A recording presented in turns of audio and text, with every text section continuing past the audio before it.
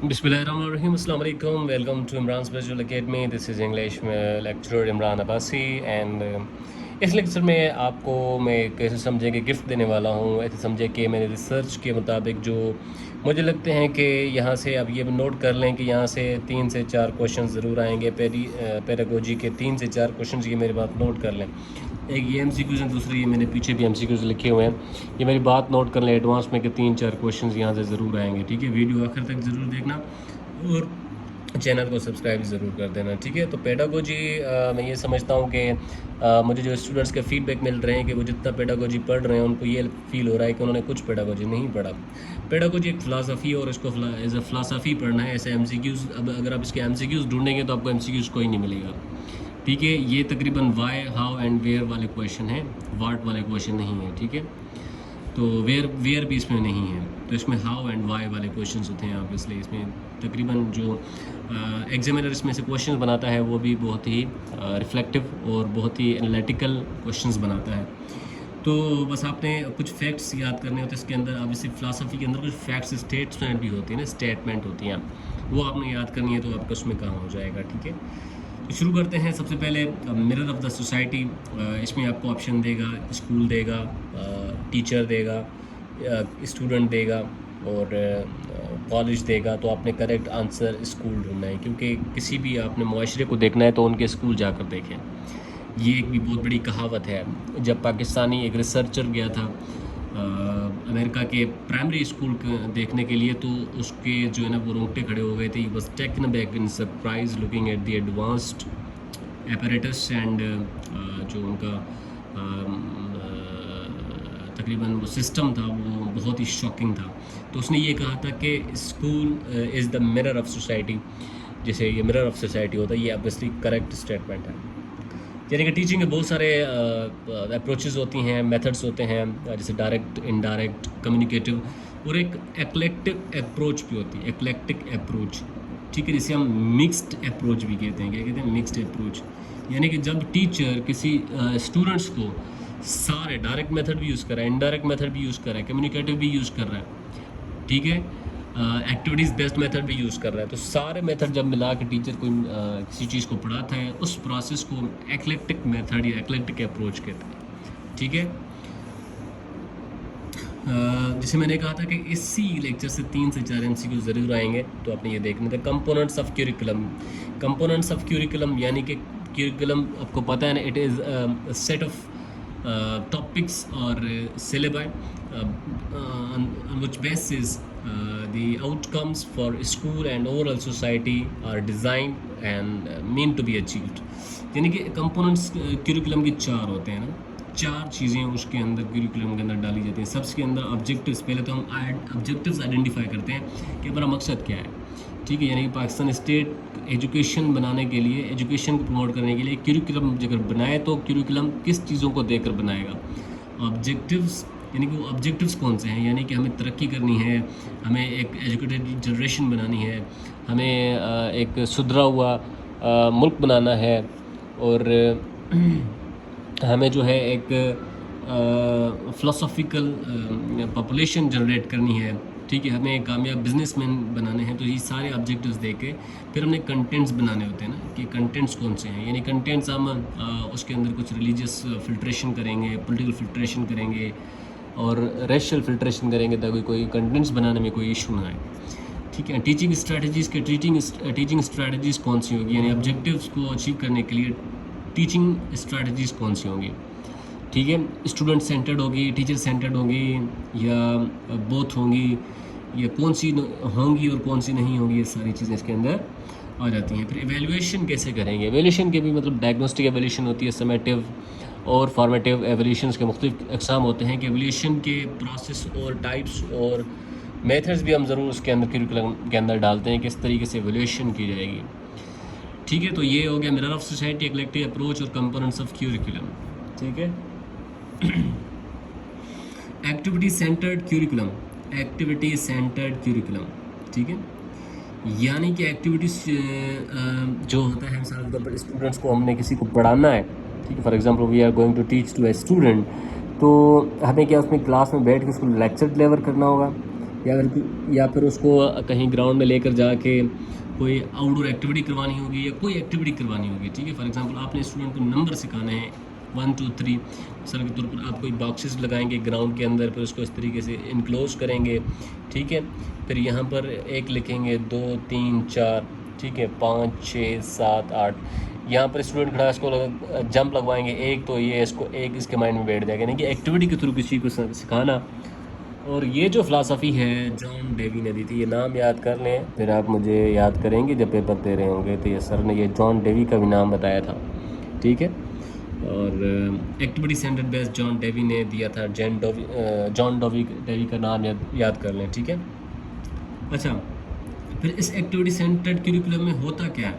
सबसे पहले we are suppose to study the students interest, students के इंटरेस्ट हम पढ़ते हैं, यानी कि स्टूडेंट जो है चाहता क्या है, स्टूडेंट होना क्या चाहता है, ठीक है। स्टूडेंट की अट्रैक्शन किस चीज़ की तरफ है। Number 1, training of practical work, यानी कि हमको किस तरीके से ट्रेन किए करेंगे प्रैक्टिकल वर्क के अंदर, और ओवरऑल डेवलपमेंट को मद्देनज़र रखते हुए सारा हम एक्टिविटी सेंटर्ड करिकुलम बनाते हैं, ठीक है। तो ये पास्ट पेपर में क्वेश्चन आ चुका है कि मिनिस्ट्री ऑफ एजुकेशन जो होती है उसकी हाईएस्ट रैंक क्या है। पाकिस्तान या इंडिया में जो हाईएस्ट रैंक है वो सेक्रेटरी की है ना। जैसे हम छोटे लेवल या एडमिनिस्ट्रेशन की हम बात करें, किसकी बात करें, हम एडमिनिस्ट्रेशन की बात कर रहे हैं, ठीक है, एडमिनिस्ट्रेशन की बात, ओके। मिनिस्ट्री ऑफ एजुकेशन मिसाल के तौर पर यहाँ पर हम लोअर लेवल में बात करें तो सेक्रेटरी होता है, फिर ठीक है, फिर असिस्टेंट डायरेक्टर होता है, फिर डायरेक्टर होता है, फिर होता है चेयरमैन होता है, या फिर उसके बाद सेक्रेटरी आता है ना, सेक्रेटरी। तो current secretary of education in Pakistan कौन है, आपके लिए ये असाइनमेंट है। और करंट एजुकेशन मिनिस्टर कौन है, ये आपके लिए असाइनमेंट है। वाई को क्यूरिकुलर एक्टिविटीज़, यानी कि सवाल आपसे पूछेंगे, यानी कि मैंने आपको ना वाई एंड हाउ के क्वेश्चन होते हैं, ठीक है। अगर आपसे पूछा जाए कि को क्यूरिकुलर एक्टिविटीज़ को क्यों डिज़ाइन किया जाता है, क्यों बनाया जाता है एजुकेशन के हिस्सा, तो अब ये कहेंगे कि पर्सनालिटी डेवलपमेंट के लिए, ओवरऑल पर्सनालिटी डेवलपमेंट के लिए, यानी कि पर्सनालिटी डेवलपमेंट आप एक तो जब आप स्टूडेंट को बिठा रहे हैं क्लास के अंदर पढ़ा रहे हैं तो उनका माइंड ट्रेन करें ना। तो क्यूरिकुलर के अंदर फिजिकल फिटनेस भी आ जाती है, मेंटल फिटनेस भी आ जाता है, साइकोलॉजिकल फिटनेस भी आ जाता है। तो इसका सिर्फ मकसद ये होता है कि पर्सनालिटी डेवलपमेंट होनी चाहिए। अच्छा, ये CHRR ये एक एक्रोनिम है, इसको आप देख लें, stands for children enrichment education through radio, याद कर लेना, फिर आप मुझे पेपर के अंदर याद करोगे। साइट आपने सुना होगा, सेटेलाइट इंस्ट्रूमेंटल टेलीविज़न एक्सपेरिमेंट, ये भी आपके एग्ज़ाम के अंदर आ सकता है। ये दोनों जो एक्रोनिम्स हैं, ठीक है, या अब्रीविएशंस हैं। तो एक्रोनिम्स असल में एक्रोनिम्स होते हैं जिनका कोई मिसाल के तौर पर रॉ है, ये एक्रोनिम है ना, ये अब्रीविएशंस हैं, ठीक है।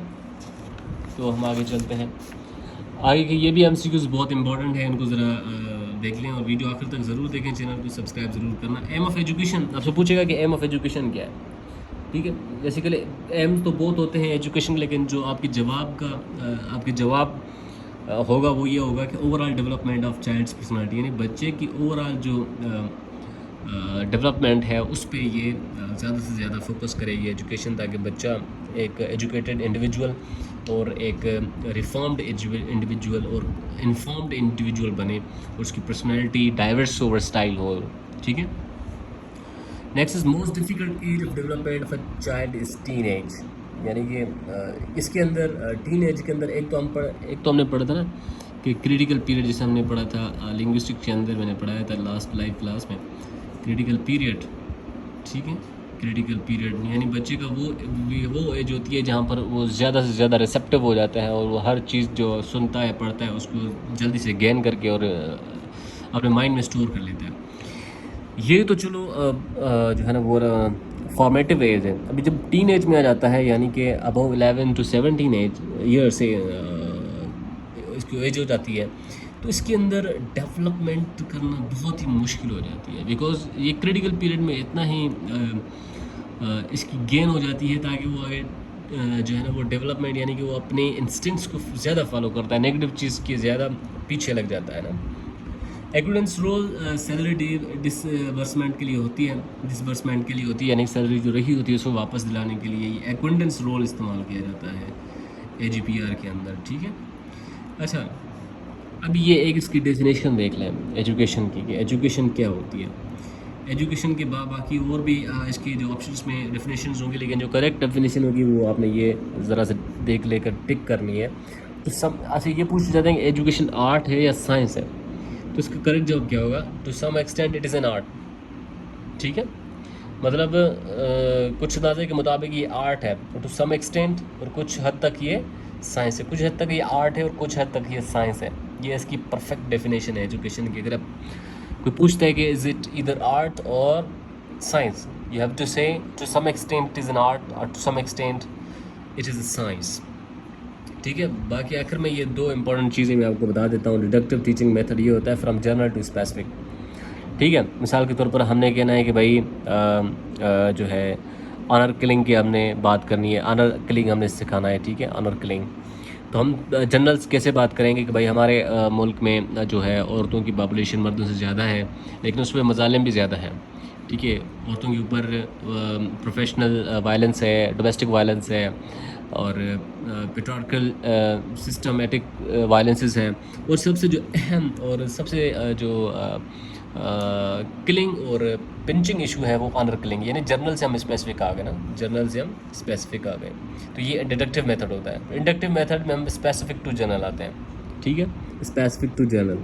मिसाल के तौर हम डेमोक्रेसी की बात करें तो democracy in context of Pakistan specific बात करेंगे, फिर हम जनरल ओवरऑल बाकी ममालिक की कंपैरिजन में हम बात करेंगे तो ये इंडक्टिव मेथड हो जाएगा, ठीक है। सो ये आज के MCQs बहुत इंपॉर्टेंट थे और उम्मीद है 3-4 यहाँ से पक्के आने वाले हैं, तो इनको याद कर लें। और thank you so much for watching.